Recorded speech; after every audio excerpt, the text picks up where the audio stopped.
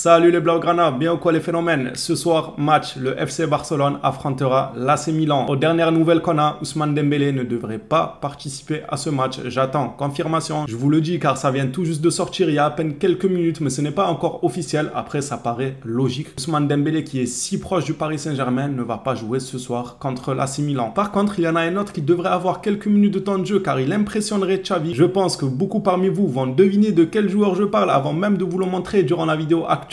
Ceux qui n'ont pas deviné, vous allez devoir attendre que je vous mette l'information sous les yeux. Dans cette vidéo actualité, nous allons parler du dossier Cancelo ou encore Bernardo Silva, un tout petit peu de Dembélé car pour moi c'est acté, ça sert à rien de faire passer absolument toutes les informations, ça fait mal au crâne. Dembélé 100 millions, non en fait une clause à 50 millions sous-signée, le Barça à 25 millions, non en fait le Barça à 27 millions. Dembélé ne veut pas les 25 millions car il serait imposable. Il y a absolument de tout et de rien comme information sur ce dossier. Donc j'attends que ça s'officialise et qu'on a les détails officiellement pour pouvoir en parler un peu plus en profondeur. À l'heure actuelle, Dembélé devrait s'engager pour 5 ans du côté du Paris Saint-Germain. On va commencer cette vidéo actualité. Si le contenu vous plaît et que vous souhaitez que je continue à faire ces tours de presse habituels à vos côtés, n'hésitez pas à soutenir la chaîne. C'est ça qui fait vivre la chaîne. C'est uniquement grâce à vous. Je vous en remercie énormément. On n'oublie pas le petit like, le petit abonnement et on est parti sans plus attendre. Commençons par une information sur Ousmane Dembélé, ou plutôt si on peut dire sur Xavi qui se sentirait trahi par Ousmane. Selon DBR8, Xavi est complètement déçu par le comportement d'Ousmane Dembélé. Xavi pense qu'il a tout donné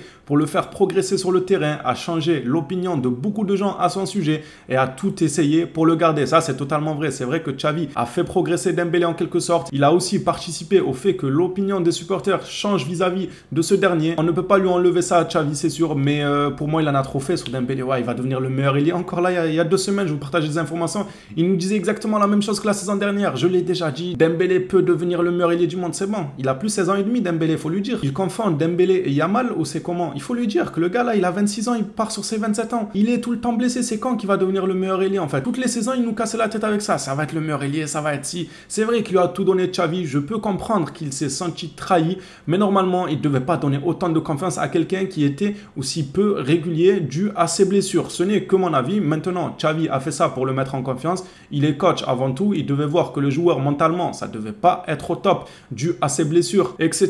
N'oublions pas qu'à un moment, il s'est même fait siffler par les supporters Blaugrana. Xavi, en tant que coach, a voulu lui redonner de la confiance et a fait autant de déclarations dans la presse en nous disant, sans charabia, de oui, ça va être le meilleur ailier du monde, ça va être ci, ça va être ça, pour qu'au final, Dembélé tourne le dos au FC Barcelone. Je vois que sur les réseaux, il y a une énorme guerre. Déjà de 1, je comprends pas pourquoi les Parisiens sont autant hypés par l'arrivée de Dembélé. Il y a quelque chose qui m'échappe, je sais pas, j'ai l'impression que c'est Ronaldinho.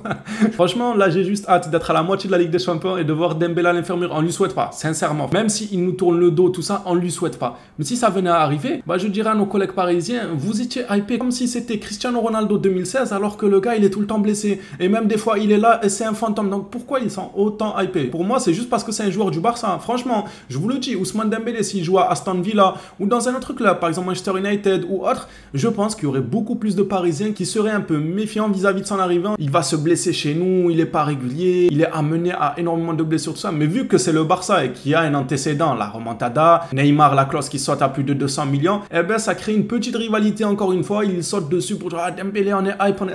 Vous n'allez pas nous mentir à nous, vous n'êtes pas hype. Au fond de vous, vous doutez. C'est juste que vous jouez un rôle parce que c'est un joueur du FC Barcelone et soi-disant vous le shippez encore au Barça. Mais je vais pas vous mentir, moi mon avis c'est que vous rendez service au FC Barcelone. Le Barça va pouvoir aller de l'avant et en finir avec un joueur qui pose chaque année problème. De 1 avec ses blessures, de 2 avec ses je pars, je reste, je pars, je reste. Vous-même vous connaissez avec Kylian Mbappé chez vous, il vous fait exactement la même chose et je vois beaucoup de Parisiens dire vendez-le, c'est bon, il nous casse la tête. Chaque été c'est pareil. Bah dites-vous que nous pour Ousmane Dembélé c'est la même chose. Vendez-le, chaque été il nous casse la tête et encore je trouve que Mbappé lui au moins est régulier, lui au moins il plante des buts. Contrairement à Dembélé, niveau physique c'est pas exceptionnel, niveau finition c'est pas exceptionnel. Il y a des matchs où c'est totalement un fantôme et en plus de ça il rend fou à chaque été pour partir. Alors mettez-vous à notre place et comprenez à quel point au final on s'en tape. Surtout si c'est pour Bernardo Silva. Je vais oublier l'existence de Dembélé après à peine aller 25 secondes. Non j'abuse, peut-être 50 secondes après son départ. J'aurais oublié que Dembélé était un joueur du FC Barcelone tellement il n'a pas tant apporté que ça. Et surtout si Bernardo Silva vient. Alors là je pense que c'est même pas 50 secondes, c'est instantané. 0 secondes. À peine il part, je l'oublie directement.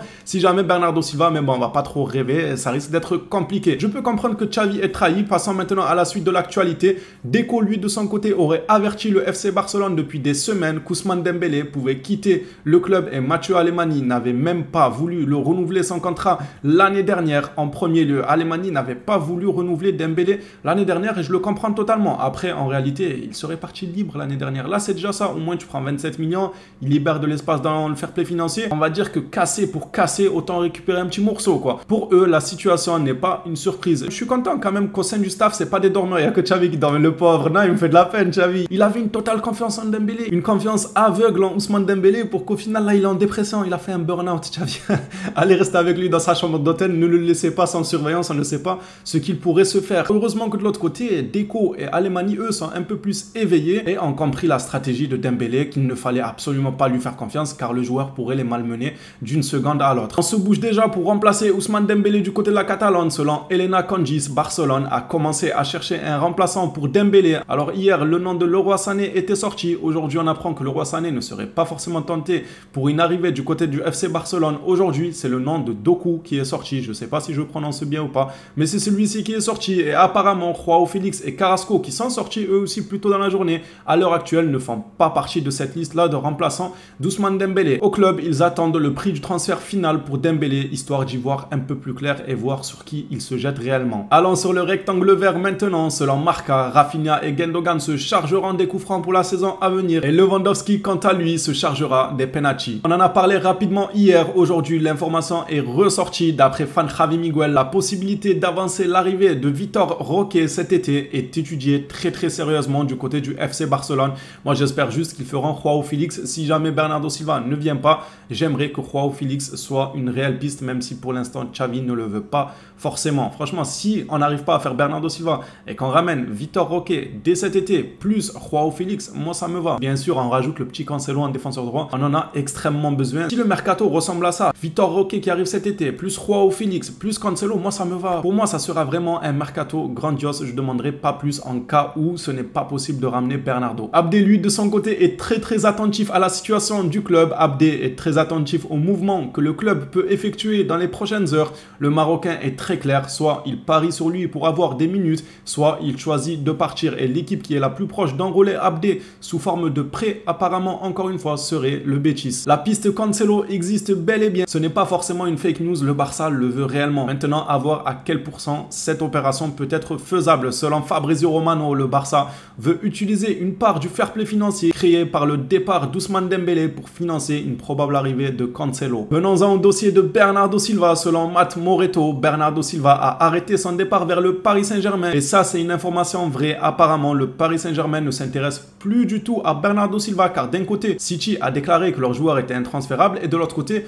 le joueur veut jouer en Liga. Sur ce dossier-là, il n'y a que le Barça qui peut avoir une chance et encore, City l'a déclaré intransférable. Surtout que j'ai du mal à voir City perdre Mahrez et Bernardo Silva. En fait, ils auront qui attaquant droit? Vous croyez Guardiola, il va enfiler les crampons, il va jouer en attaquant droit? Ils auront qui? C'est pour ça que eux aussi, d'ailleurs, ils sont sur Doku. Le Barça s'intéresse à Doku, mais il n'y a pas que le Barça sur le dossier. Manchester City aimerait bien enrôler eux aussi Doku après le départ de Riyad Mahrez. Maintenant, si Bernardo Silva part, je ne vois pas Guardiola perdre Gundogan, Mahrez, Bernardo Silva le même été. Ça ferait quand même beaucoup. Mais s'il y a bien une équipe qui a une chance d'enrôler Bernardo Silva, c'est bel et bien le FC Barcelone, car Silva, lui, rêve du Barça. Mais attention, on nous précise que le joueur ne veut pas partir au clash contre son club Manchester City car c'est une personne très professionnelle et il préfère que ça se fasse dans de bonnes conditions. Pour terminer cette vidéo actualité, durant l'intro, je vous avais annoncé que Ousmane Dembélé devrait jouer aucune minute face à l'AC Milan au vu de son départ du côté du Paris Saint-Germain. Selon Sports, Xavi accordera des minutes à Mikayil Faye face à l'AC Milan. Il a été impressionné par le Sénégalais lors des entraînements. Hâte de voir ce que ça donne. Et voilà les Blaugrana, on a fait un rapide tour de presse du côté de la Catalogne ensemble comme tous les jours. N'oubliez pas d'activer la cloche de notification, ça peut servir pour pouvoir suivre le tour de presse du côté de la Catalogne. On s'attrape à la prochaine vidéo sur le FC Barcelone. D'ici là, prenez soin de vous les Blaugrana.